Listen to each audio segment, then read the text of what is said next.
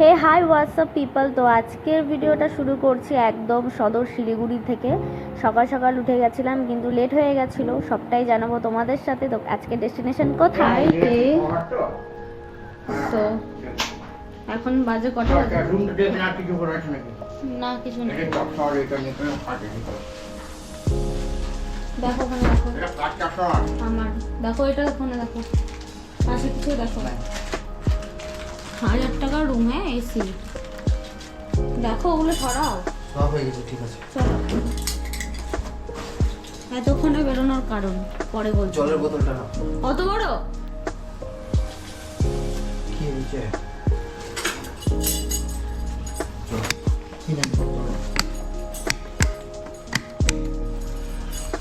Let's go. Good morning.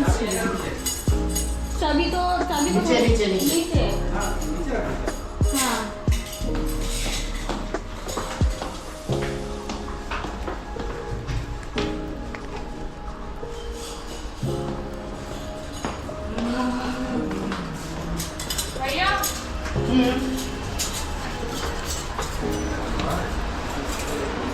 বাপরে বলো। এখানে পে হচ্ছে, এবার আমরা বেরিয়ে যাবো। প্রচণ্ড রোদ, এখন সব স্যাডেল ব্যাগ বাঁধা হবে।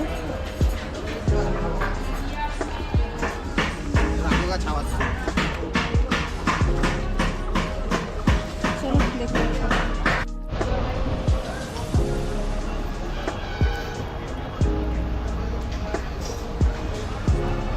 হ্যাঁ হ্যাঁ হ্যাঁ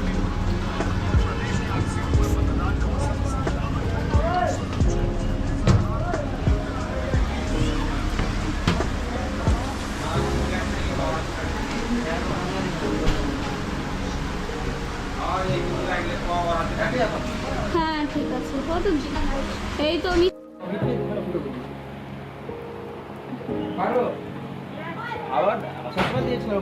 রেল কোচ রেস্টুরেন্ট শিলিগুড়ি।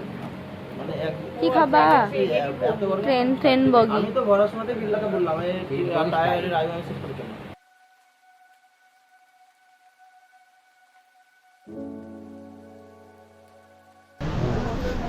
উপায় পেলাম না। যাও বা এক জায়গাতে বললো করে দিতে বললো, পারবো চাকা অন্য জায়গাতে খুলে আনতে হবে, দিয়ে আবার যেখানে চাকা পেলাম তাদের কাছে হবে না, ওখান থেকে চাকা খুলে এনে করানোর পরেও হালকা নেট অন আছে। এই মিস্ত্রিটা তোমার নেট অন হচ্ছে, 5G দিচ্ছে। আমার ভালো লাগে না, একদম ভালো লাগে না। ঠিক আছে দাদা, দেখে নিব, যে ফোন করে দেবো যেখানে আছে 5G নেই। কাল থেকে একবারও 5G দেখলাম না,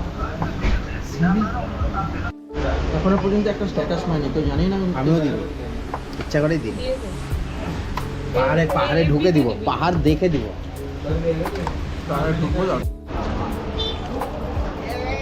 খাওয়া দাওয়া কমপ্লিট করে এবার চলে যাব পাহাড়ের উদ্দেশ্যে। আর কোথায় যাব সবটা দেখতে থাকো তোমরা। চলো তাহলে যাওয়া যাক।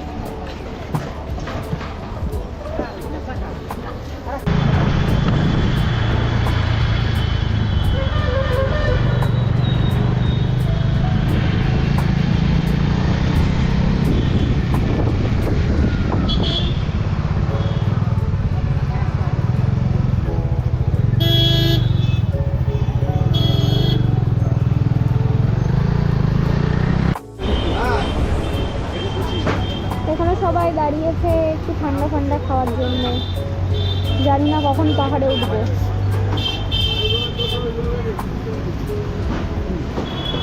এখনো শিলিগুড়ি থেকেই বেরোতে পারিনি। চলো দেখতে থাকো। শিলিগুড়ি থেকে তো সকাল সকাল বেরোনোর কথা ছিল, কিন্তু আর উপায় হলো কোথায়। হঠাৎ সকালবেলায় উঠে যখন আমরা বেরোবো, তখনই দেখছে মিষ্টুদার বাইকের টায়ারের প্রবলেম। তো সেটা ঠিক করতে গিয়ে, আর BMW সেটা ঠিক করতে গিয়ে গোটা শহর ঘুরে বেড়ানো হয়েছে। তারপরে একজনের সূত্রে আর কি একটা ভালো গ্যারেজে গিয়ে সেই টায়ার ঠিক করা হলো।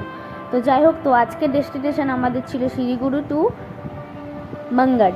তো সবটাই দেখতে থাকো, সবটাই শেয়ার করলাম। তার আগে কিন্তু আমরা ব্রেকফাস্ট করে নিয়েছিলাম একদম শিলিগুড়ির ওই রেল কোচ এক রেস্টুরেন্টে। তো ভালো ছিল খাবার দাবার, বেশ হালকা ফুলকাই খেয়েছিলাম। তো তো এবার যাওয়া যাক। তো দেখো দূরে কিন্তু পাহাড় দেখা যাচ্ছে, এবার কিন্তু আমরা প্রবেশ করলাম পাহাড়ে। তো আমি সত্যি কথা বলতে আমি প্রচুর রাস্তার ব্লগ করেছি, প্রচুর ভিডিও করেছি, তো সেগুলো তো আর দেওয়া যায় না, কিন্তু আমার প্রচণ্ড ভালো লাগে, মানে পাহাড়ের রাস্তায় ঢুকলে মানে শরীরের ক্লান্তি সব দূর হয়ে যায় পাহাড় দেখতে দেখতে। এই সবটা শেয়ার করলাম।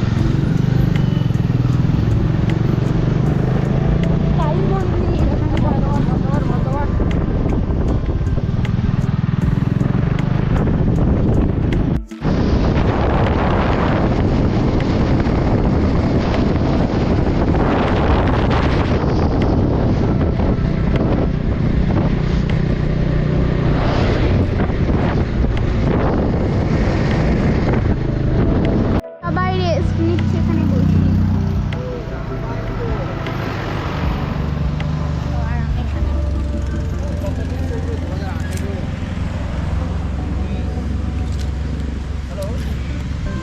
চলো দেখতে থাকো। আমরা এখন পাহাড়ে।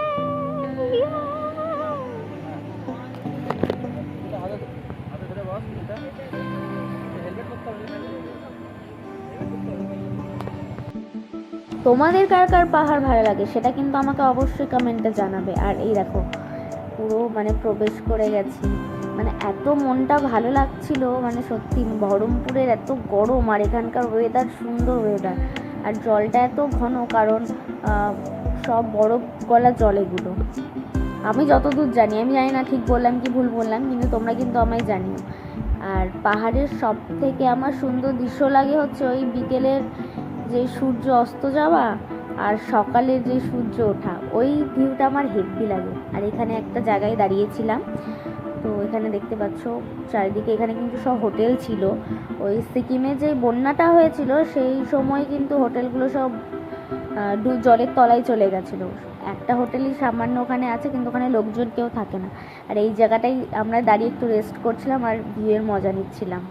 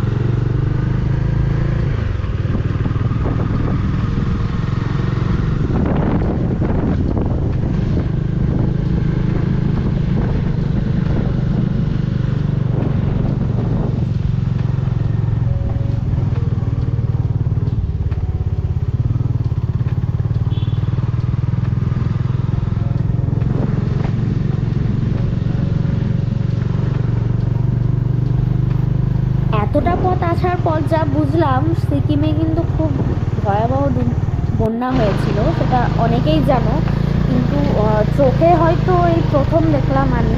আর নর্থ সিকিম ঘোরাটা আমার কাছে প্রথম।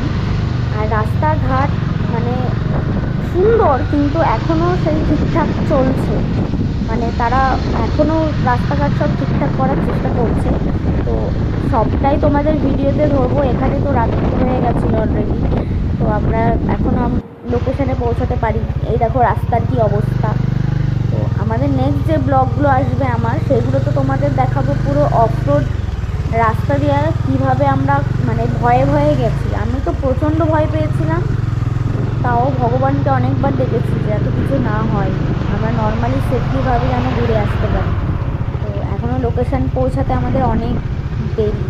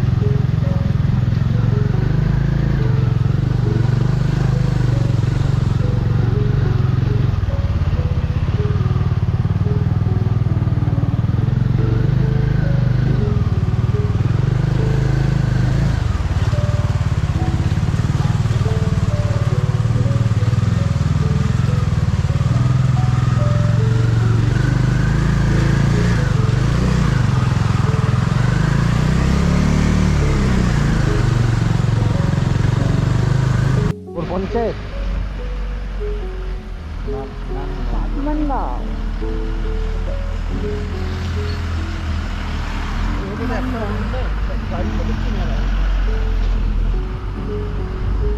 ভিতরে যাবো, ভিতরে থাকবে দেখি ভালো হচ্ছে ধরো মানগানে হোটেল দেখা যাক কেমন। কতক্ষণ চালালে, কতক্ষণ চালিয়েছ? দুটো থেকে চলছে, 2টো থেকে।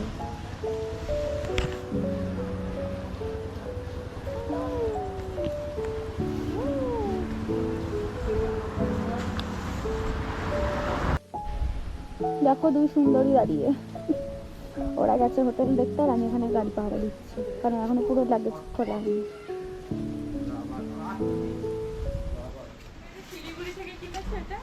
কি হলো? কি হলো গুল্লু?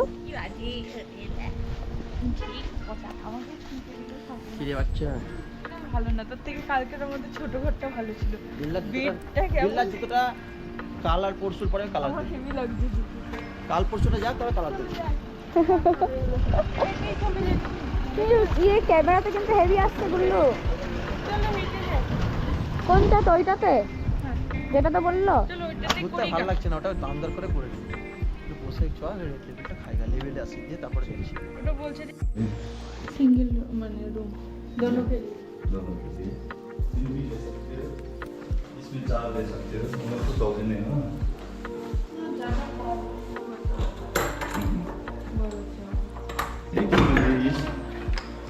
रात के लिए तो ओनली सुबह निकल जाएंगे हम लोग, ओनली रात। नहीं रात बाद में प्राइस है ना जी। अब 4 लोग भी देख सकते हैं यहाँ पे, 4 लोग। ये 25 पड़ेगा आपको। और रूम नहीं है जी यहाँ पे बट थोड़ा कम में दिखा दीजिए ना, रात तो हो ही गया, सुबह निकल जाएंगे यहाँ थोड़ा पर। सस्ता वाला ये 1000 ये 1200 ये 1500 का है, 1200 का कोई रूम है 1200 का ये तो रात के लिए है। रात के लिए। सुबह निकल जाएंगे हम ऐसे लोग, कर क्योंकि देना। हम लोग को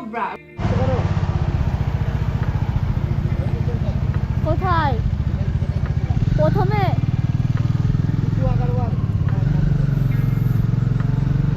তো আমি আর রিয়া দিয়ে গেছিলাম এই হোটেলটা করতে, রাজাত হোটেল না। অনেক বলছে, প্রচুর বলছে দুটো রুম 2700 টাকা। কেন দেবো 2700 টাকা? এখনো আরো 2 দিন থাকবো, এরকম ভাবে উড়ালে হবে না। তো একদিনের জন্য মন্দারমণি দীঘা গেলাম, তখন নিলাম, হ্যাঁ। ঠিক আছে তাই না? প্রথমেই যেই হোটেলটা হলো সেটাই নাকি? সকাল থেকে এসে পরের দিন অবধি থাকবো 12টা অবধি, হ্যাঁ, তাহলে আর গায়ে লাগতো না। চেক আউট গায়ে লাগে। হুম। তো দেখতে থাকো।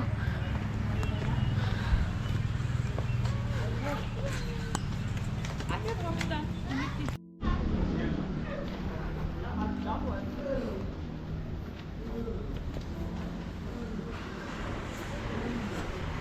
বিলা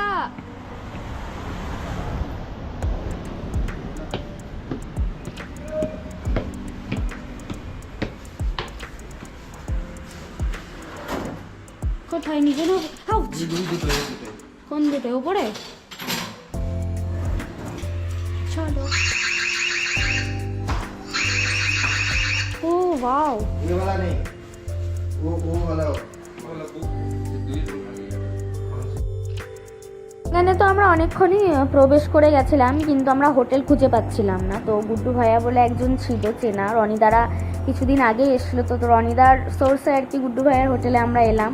তো এখানে দেখো প্রচুর রাইডার, ইউটিউবার, প্রচুর স্টিকার ছিল। তো আমরা এবার রুমটা দেখবো, চলো তোমাদের সঙ্গেও শেয়ার করো রুমটা কেমন পেলাম। তো সবটাই দেখতে থাকো, আর জানিও আমার ব্লগ কেমন লাগে তোমাদের, একটা লাইক করে দিও। আর আমরা কিন্তু আজকে দুপুরে কিন্তু কেউ লাঞ্চ করিনি, সেই সকালে আমরা ব্রেকফাস্ট করে বেরিয়েছিলাম। তো দেখা যাক কি খাওয়া যায়। দুটো বেড, টিভি, দেখো জলের জগও দিয়েছে এখানে, আলমারি,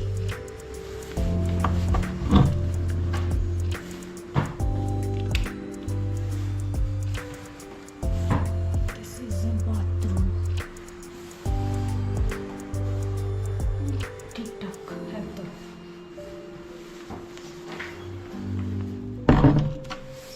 আর এখানে যেটা সব থেকে পছন্দের, এই যে একটা আয়না আর ব্যালকনি, যেটা কালকে সকালের ভিউটা দেখাবো, কেমন লাগছে তোমরা অবশ্যই জানাবে।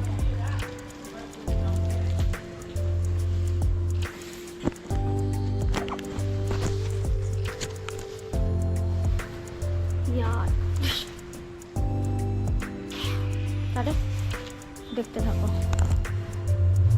পাশেই একটা রেস্টুরেন্ট ছিল, তো সেখানে গিয়ে ভাবলাম আমরা একটু যদি ভাত ফাত পাই, যতই হোক বাঙালি বলে কথা, সারাদিন একবার ভাত না হলে তো চলবে না।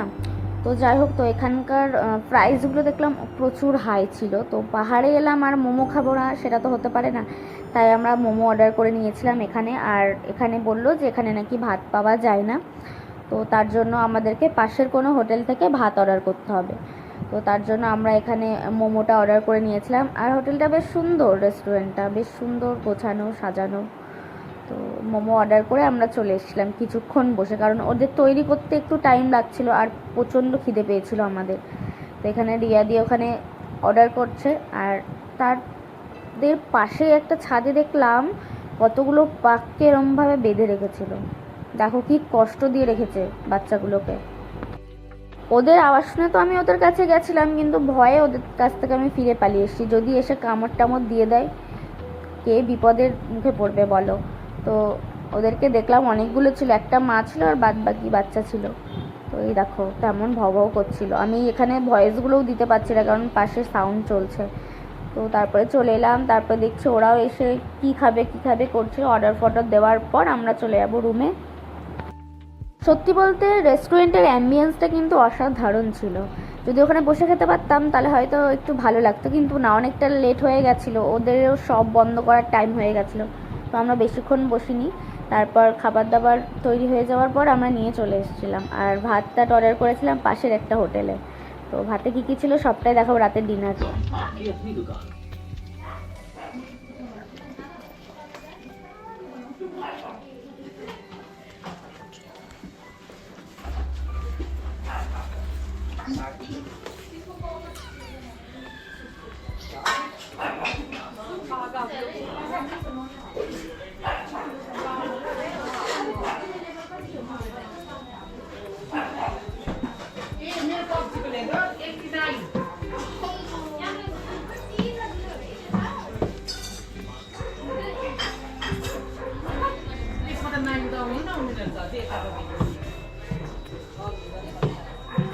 আবারও সকাল সকাল উঠে কিন্তু আমাদের লাচুংয়ের পথে যেতে হবে। তো তার জন্য সকাল সকাল খেয়ে নেব আমরা।